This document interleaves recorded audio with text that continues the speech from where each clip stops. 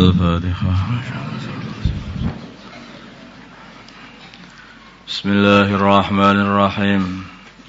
Putusan Masail Fasul Masail Senin 19 Rabiul Akhir 1444 Hijriah 14 November 2022 Masehi. Masalah lupa pemilik barang titipan. Ini ada satu cerita itu.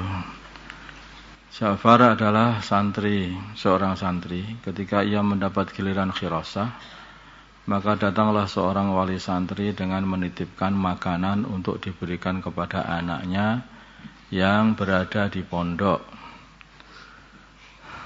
Katanya, ini barang ini berikan kepada anak saya, namanya Hamzah. Kemudian wali santri itu pergi. Beberapa saat kemudian Ja'far langsung bergegas mencari santri yang dimaksud. Tapi sayangnya sebelum ia menemukan santri yang dimaksud, dia lupa namanya. Cari-cari namanya tadi siapa, lupa. Padahal Hamzah tadi sebetulnya namanya.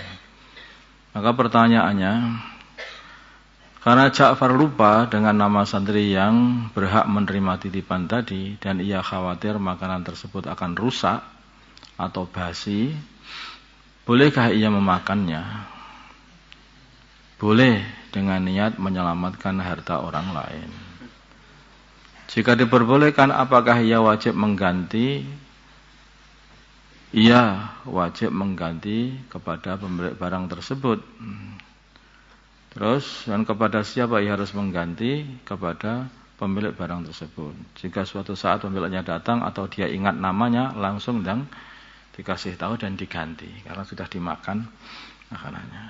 Siapa tahu juga nanti, oh enggak apa-apa, halal aja, enggak masalah, enggak usah kamu ganti. Ya Alhamdulillah.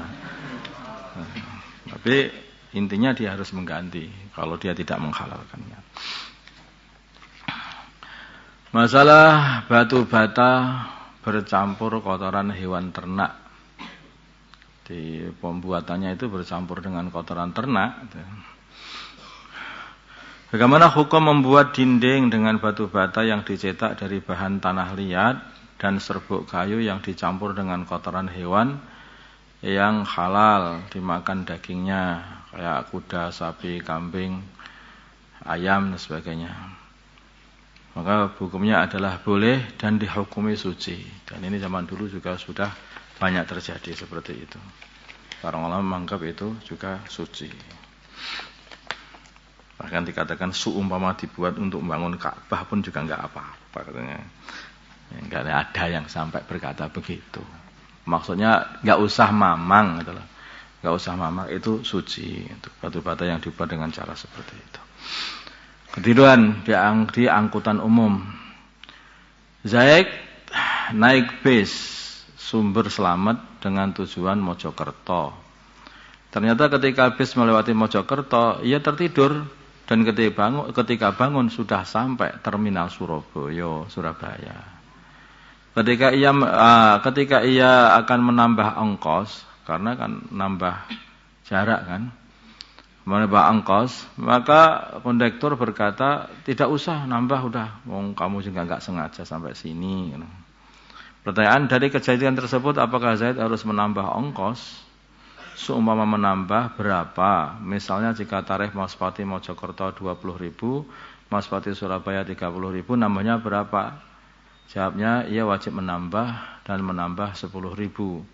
Kecuali kalau kondektur tadi diberi kuasa oleh orang yang mempunyai bis untuk menentukan besar ongkos dari penumpang. Nanti memang dipakai kuasa untuk menentukan seperti itu ya boleh aja.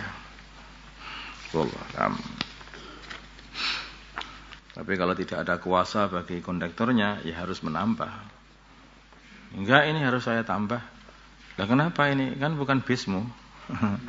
Kamu hanya petugas, karena tidak ada. Kalau petugas, kecuali kan ada sebagian katanya mungkin bis itu disewa bagaimana sama supirnya, sama nggak tahu tertibnya gimana. Kalau yang begitu itu dia ada kekuasaan untuk menentukan harga, ya nggak masalah.